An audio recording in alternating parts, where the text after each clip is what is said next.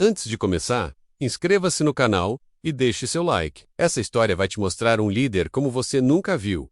Não no palanque, mas na linha de frente da guerra. Ele não queria ser presidente. Cresceu entre os barracos de zinco e poeira de uma nação arruinada por décadas de ditaduras e golpes militares. Quando jovem, serviu como tenente em uma guerra esquecida que levou metade dos seus companheiros de batalhão, e desde então carregava uma cicatriz que ia do ombro até o quadril. Chamava-se Raul Ferreira e se recusava a usar terno. Sua imagem ficou conhecida por discursos inflamados, sempre com farda, mesmo após ser eleito. Assumiu o governo após uma rebelião popular sangrenta, onde mais de 10 mil civis morreram tentando retomar o controle de uma capital dominada por paramilitares. Quando venceu, em vez de tomar posse no palácio, pediu que levantassem sua cadeira presidencial no meio da praça pública, diante dos destroços. Suas primeiras ordens não foram decretos, foram resgates. Ordenou a liberação de campos de prisioneiros políticos e reconstruiu hospitais de campanha com suas próprias mãos.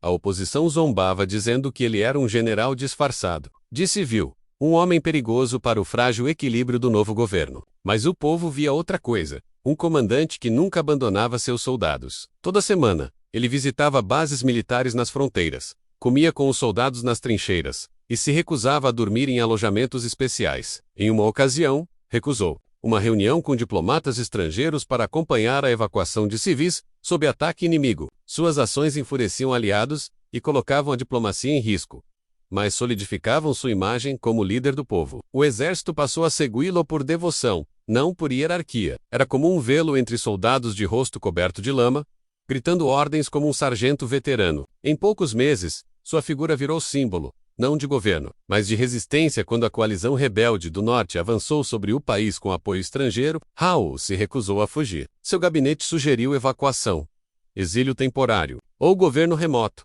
mas ele ordenou que todos os civis fossem evacuados primeiro. Durante 3 dias, ajudou crianças a subir em helicópteros, organizou comboios para retirar idosos e até carregou nos braços uma mãe ferida que se recusava a deixar seus filhos. Com a cidade cercada, decidiu permanecer com os últimos pelotões da linha de frente. Instalou-se em uma escola abandonada transformada em posto de comando, e anunciou pelo rádio: enquanto um só soldado resistir, este governo permanece de pé. A transmissão viralizou em redes clandestinas e atravessou fronteiras. Tropas rebeldes intensificaram o ataque para capturá-lo vivo ou morto. Mas Raul já não era mais apenas um alvo político.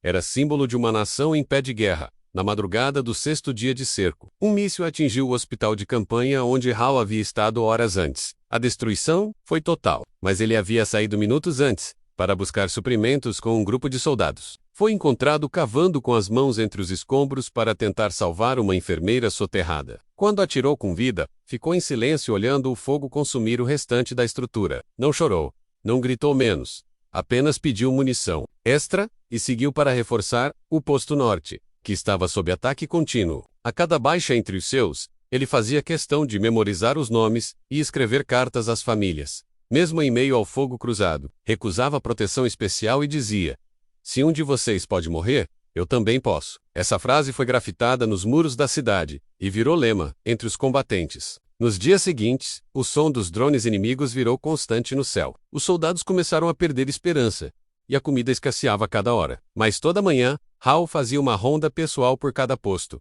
apertando mãos, distribuindo o que restava de suprimentos, contando piadas de quartel e, às vezes, apenas sentando em silêncio ao lado dos feridos. Em uma trincheira, ao sul, segurou a mão de um garoto de 19 anos prestes a morrer e prometeu que contaria sua história ao mundo. Quando o jovem expirou, Raul ficou em silêncio por 10 minutos, com o olhar perdido no horizonte. Ordenou uma operação de contra-ataque improvável: atravessar os túneis da cidade e atacar os invasores por trás. Mesmo com 10% das forças restantes, ele liderou pessoalmente a incursão, contra toda a lógica militar. E, surpreendentemente, conseguiram. O ataque deu certo, por um tempo. As forças rebeldes recuaram alguns quilômetros, mas logo retomaram posições com apoio aéreo. Raul retornou à base com os braços feridos, mas recusou atendimento até que todos os outros estivessem tratados. Quando tentaram aplicar a morfina, ele disse: enquanto puder sentir dor, ainda sou útil. À noite, gravou uma mensagem secreta para aliados internacionais pedindo apoio humanitário, mas não ajuda militar. Se outros países começarem a brigar por este chão, não sobrará chão algum para o povo. Essa postura irritou potências estrangeiras, que esperavam um pretexto para intervir, mas o povo só o admirava mais. Dentro do cerco, a figura de Howe agora parecia mais de um mártir do que de um líder. A certa altura, jornalistas conseguiram entrar clandestinamente na zona de guerra. Filmado de longe, Howe aparece lavando o rosto em uma bacia de água suja, com os olhos fundos e a barba por fazer, mas com uma serenidade desconcertante. A imagem correu o mundo, e manchetes começaram a chamar Howe de o Presidente de Ferro. Apesar do apelido, quem o conhecia sabia que chorava escondido todas as noites, lendo os nomes dos mortos. Em uma entrevista gravada em segredo disse: "O verdadeiro campo de batalha começa quando tudo vira silêncio." E completou: "Talvez eu não sobreviva, mas minhas escolhas vão." No 8º dia de cerco, escreveu um bilhete simples: "Se morrer, não me deem honras, deem comida ao povo." Guardou-o no bolso da farda. Junto a um retrato da mãe, a cidade já não tinha mais água potável. Os que restaram usavam baldes de chuva e cozinhavam raízes para sobreviver. Howe organizou um último abrigo em uma estação de metrô abandonada, reunindo mulheres, crianças e os últimos feridos. Ele dormia pouco, com um fuzil sempre ao lado e o rádio ligado, escutando qualquer ruído nos canais de comunicação. Quando o inimigo ofereceu rendição, prometendo poupar civis em troca de sua entrega, ele recusou sem hesitar. Reuniu seus oficiais e disse: "Eu me entregaria se isso garantisse paz, mas eles mentem." Como sempre, ninguém o contradisse. Naquela noite, escreveu algo no chão de cimento com carvão: "A liberdade vale cada centímetro de dor." Ao amanhecer do 10º dia, os bombardeios recomeçaram com força brutal. O teatro virou cinzas. A estação de metrô tremeu com os impactos, mas resistiu. Howe, com o uniforme rasgado, foi visto subindo uma escada de emergência e subindo no topo de um prédio destruído com uma bandeira nas costas. Lá de cima, transmitiu uma última mensagem: "Estamos vivos, e enquanto estivermos, este país também estará." Em seguida, foi atingido por estilhaços de uma explosão próxima, mas sobreviveu. Ferido, desceu do telhado, com a ajuda dos poucos que ainda conseguiam andar, e mesmo assim, continuou a comandar. Antes de mergulhar na continuação dessa história épica, não esqueça de se inscrever no canal e deixar o seu like. Aqui, cada vídeo é um campo de batalha cheio de verdade, coragem e honra. O presidente Howe foi levado para o subterrâneo da estação após o impacto que quase o matou, mas recusou sedativos e exigiu um relatório completo da situação. Mesmo sangrando do abdômen e com a audição comprometida por conta da explosão que o derrubou do telhado, os médicos imploraram que ele descansasse, mas ele se manteve acordado com as costas apoiadas contra a parede fria do abrigo, coordenando a retirada de civis por rotas improvisadas de esgoto. Seus olhos estavam vermelhos, não apenas pela dor, mas pela consciência de que estavam nos limites absolutos da sobrevivência, com a artilharia inimiga cada vez mais próxima. O rádio militar captava apenas ruídos e fragmentos de mensagens, e mesmo as transmissões internas já não tinham mais energia confiável. Por isso ele passou a enviar ordens escritas à mão por corredores mensageiros. Os alimentos foram racionados em porções mínimas, mas Howe insistia em dividir o que recebia, chegando a entregar sua única batata cozida para uma menina desidratada que tremia de febre. Soldados começaram a tatuar sua assinatura no braço, como símbolo do compromisso até o fim, criando um movimento de resistência que já não dependia de poder menos, mas de fé. E mesmo os que antes duvidavam de Howe, agora viam nele não um governante, mas o último escudo de uma pátria em colapso. Naquela mesma tarde, enquanto o inimigo cercava o último quilômetro do setor central, Howe reuniu todos os combatentes, disponíveis para uma última reunião estratégica, num túnel de manutenção coberto de fuligem, onde um mapa amarrotado indicava possíveis rotas de fuga e locais para emboscadas. Com voz rouca e mãos trêmulas, ele explicou que restavam apenas 2 objetivos reais: proteger os civis e manter a bandeira de pé até o último suspiro. Um dos generais propôs uma tentativa de fuga aérea, com um helicóptero escondido em um hangar antigo, mas Howe descartou de imediato, afirmando: "Se eu sair agora, tudo isso perde o sentido." Muitos tentaram convencê-lo, dizendo que o país precisava de sua sobrevivência para continuar lutando no futuro. Mas ele apenas respondeu: "Um país que depende de um homem só está condenado de qualquer jeito." As últimas instruções foram dadas por meio de pequenos cartões plastificados, presos aos uniformes dos líderes de esquadrão, com códigos curtos e ordens claras, menos nenhuma margem para erro. Ao final da reunião, ele abraçou cada um por um, mesmo os que ele não conhecia pelo nome, e quando todos saíram, ficou sozinho por alguns minutos, olhando fixamente para o nada, como se conversasse com os mortos. Ao anoitecer, as primeiras bombas de fósforo atingiram a periferia da estação, provocando incêndios subterrâneos e forçando a movimentação imediata de civis para galerias ainda mais profundas. Howell foi um dos primeiros a descer com os braços feridos e fuzil nas costas, gritando instruções mesmo com a voz falhando. Durante o deslocamento, segurou uma criança que havia se perdido dos pais e a manteve em seus ombros durante quase 1 hora, até encontrarem abrigo improvisado com água acumulada do encanamento quebrado. A imagem dele segurando essa criança foi capturada por uma câmera improvisada e enviada por um drone oculto. A foto se espalhou por redes clandestinas, como símbolo de humanidade, em meio à escuridão. Quando a menina foi entregue à mãe, Howell caiu de joelhos pela dor física, mas se levantou em silêncio com o apoio de um cabo de 18 anos, que não acreditava que o presidente ainda estivesse vivo. Enquanto os outros dormiam, ele percorreu corredores estreitos, com uma lanterna fraca, inspecionando pontos de acesso vulneráveis. De madrugada, redigiu um novo bilhete à nação. Se você encontrar isso, é porque resistimos o máximo que podíamos. No 12º dia, aviões inimigos despejaram mensagens falsas, dizendo que Howell havia sido capturado e executado, tentando minar o moral dos combatentes que ainda resistiam. No entanto, um grupo de radioamadores interceptou uma curta transmissão dele com a frase: "Ainda estou aqui." Cada mentira deles é uma medalha nossa. A mensagem foi retransmitida de forma clandestina para todo o território,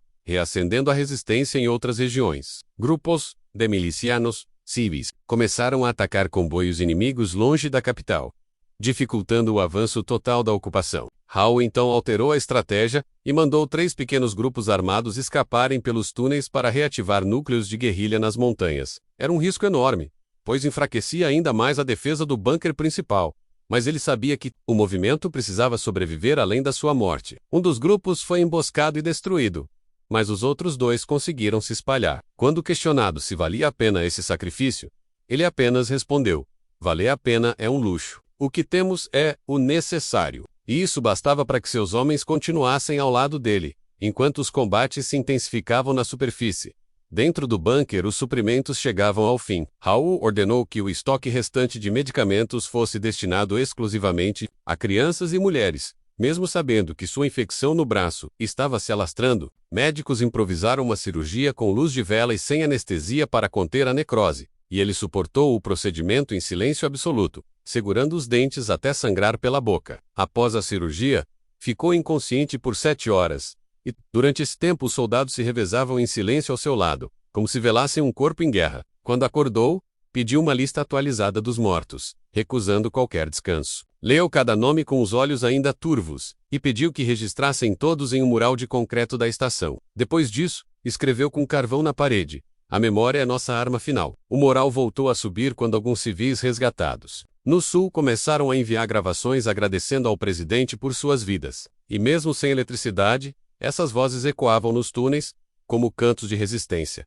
O 14º dia começou com uma invasão massiva de tropas inimigas, pelos acessos principais da cidade subterrânea, forçando combates corpo a corpo, entre soldados esfomeados e blindados pesados. Howell foi acordado com explosões a poucos metros da sala onde dormia, e mesmo com o braço enfaixado e a febre alta, calçou as botas, pegou seu fuzil e correu para a linha de fogo. Ele combateu ao lado de homens que mal tinham forças para se manter em pé, recarregando armas com os dentes e usando pedaços de vergalhão como lanças. E Mile O'Caus foi visto arrastando um soldado ferido com os próprios braços, sangrando pela boca e tossindo sem parar. Os combates duraram horas, e o chão ficou coberto de sangue e detritos. Quando a poeira baixou, Howell estava de pé, com as roupas em frangalhos e o rosto coberto de fuligem, e gritou: "Ainda não acabou." A resposta foi um coro fraco, mas firme, de vozes dizendo: "Comandante!" E pela primeira vez em dias, ele sorriu.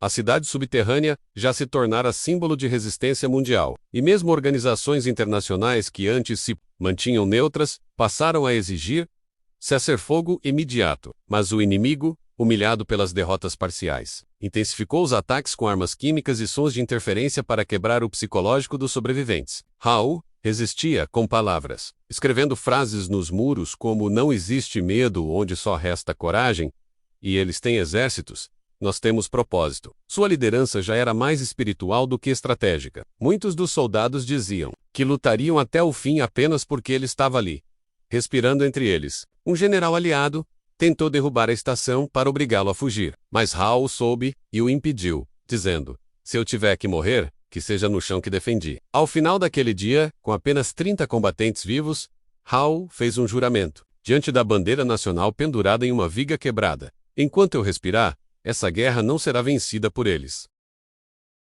Se você chegou até aqui, é porque essa história te tocou de verdade. Então aproveita agora para se inscrever no canal, deixar seu like e compartilhar, porque histórias como essa merecem ser conhecidas por todos. Ao amanhecer do 15º dia, um novo ataque surpresa foi lançado contra o último ponto da resistência, desta vez com tropas de elite e drones suicidas, guiados por calor. Hal, mesmo em frangalhos, posicionou-se junto aos atiradores, guiando cada disparo com ordens rápidas e precisas, enquanto os túneis tremiam com o som das detonações. A munição estava no fim, e muitos soldados já usavam armamentos improvisados, incluindo coquetéis de combustível e armadilhas com cacos de vidro e fios de cobre. Mesmo ferido e febril, Hal se manteve no comando com uma lucidez assustadora, calculando tempos de recuo e criando engodos com sons simulados para desorientar o inimigo. A cada avanço inimigo contido, seus homens gritavam não por vitória, mas por tempo. E o tempo, naquele momento, era mais precioso que qualquer território. No fim do dia, apenas 12 soldados continuavam em pé, e Hal, com os olhos afundados e a pele amarelada, escreveu em sua caderneta: não vencemos ainda, mas também não perdemos. Estamos entre os dois, com os reforços inimigos se acumulando na superfície e os túneis prestes a colapsar. Hal fez o impensável. Ordenou que os últimos civis fossem evacuados por uma galeria inativa, mesmo sabendo que isso significava abandonar sua própria linha de suprimento. Ele próprio conduziu parte do grupo por longos corredores alagados, com água até o peito, usando uma tocha feita de pano e óleo queimado. Uma senhora que mal conseguia andar foi carregada por ele nos ombros por quase 2 horas. E Shegorum, ao destino, recusou ser chamado de presidente, dizendo: hoje, sou apenas um homem tentando fazer o certo. Os soldados que permaneceram com ele eram apenas 7, e montaram barricadas com móveis, sacos de areia e lixo comprimido, criando um labirinto defensivo em torno do último saguão. Hal, deitado por alguns minutos ao lado de uma criança que havia resgatado, disse: se não ouvirem mais minha voz, saibam que lutei até perder a garganta. E ao se levantar, cuspiu sangue pela 3ª vez naquele dia. A penúltima noite foi marcada por silêncio absoluto. Não houve bombardeios nem tiros, apenas o eco dos passos do inimigo se aproximando lentamente pelas galerias. Raoul reuniu os últimos combatentes e entregou a cada um uma carta escrita à mão, contendo palavras diferentes para cada soldado, menos confissões, agradecimentos e pedidos. A carta que deixou para um jovem atirador dizia: você é a prova de que o futuro ainda existe, mesmo quando tudo parece perdido. A outro, deixou a medalha que ele mesmo havia recebido há anos, dizendo: leve isso para fora, mesmo que precise fugir arrastando. Naquela noite, ninguém dormiu. Cada um limpou sua arma, verificou munições e rezou, mesmo os que diziam não acreditar em nada. Hal, sentado no centro da sala, com um mapa dobrado nas mãos, traçou uma última rota de resistência que exigia o sacrifício de todos. E ao final, levantou-se com dificuldade e disse: eles acham que viemos até aqui para morrer, mas viemos até aqui para lembrar quem somos. O ataque final começou ao amanhecer, com chamas e explosões que sacudiram toda a estrutura da cidade subterrânea. Hal foi visto pela última vez de pé sobre uma barricada, atirando com precisão enquanto seu corpo era atingido por estilhaços. Mas Sam Kerr, um drone captou essa imagem segundos antes de ser derrubado, e a foto viralizou em todo o mundo, mesmo antes de confirmarem sua morte. Quando os inimigos finalmente invadiram o saguão, encontraram os corpos dos combatentes lado a lado, todos com as mãos nos bolsos, onde estavam suas cartas. Hal foi encontrado no centro da sala, ajoelhado diante da bandeira, com o último bilhete preso ao peito: não fui um presidente. Fui um soldado a serviço de um povo que não se rendeu. O impacto da descoberta foi imediato. Emissoras internacionais interromperam a programação para exibir a imagem, e protestos contra a guerra explodiram em várias capitais. O inimigo, antes triunfante, agora enfrentava uma reação moral que nunca previu.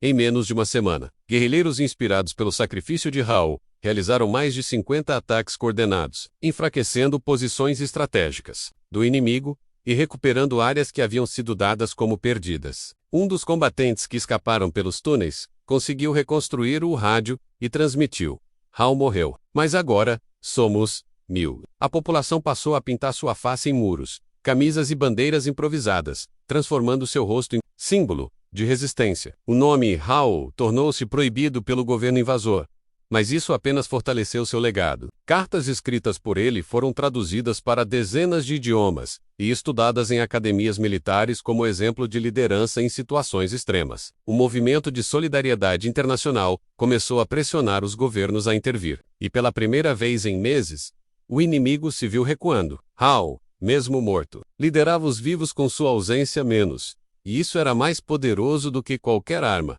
No dia em que a capital foi parcialmente libertada, um grupo de ex-combatentes voltou ao túnel onde Raul morreu para enterrar seus restos mortais. Não havia caixão nem flores, apenas um farrapo da bandeira nacional e a caderneta de couro que ele usava como diário. Ao enterrarem seus pertences sob concreto e silêncio, um ex-general disse: "Ele não morreu por nós, morreu com a gente." Naquele momento, um clarão atravessou os escombros e iluminou a sala, como se fosse a resposta que todos precisavam. A Petidole, o local foi declarado território sagrado, e nenhum combatente ousava entrar sem se ajoelhar. Mais tarde foi construído um memorial subterrâneo, onde milhares de pessoas desciam todos os anos para agradecer, rezar ou apenas permanecer em silêncio como ele pediu. O tempo passou, mas o nome Raul não desapareceu. Em livros, músicas e filmes, sua figura foi moldada entre mito e verdade. Mas todos concordavam em uma coisa: ele foi o único presidente que escolheu morrer em combate ao lado do seu povo. Décadas depois, uma criança visitando o memorial perguntou ao pai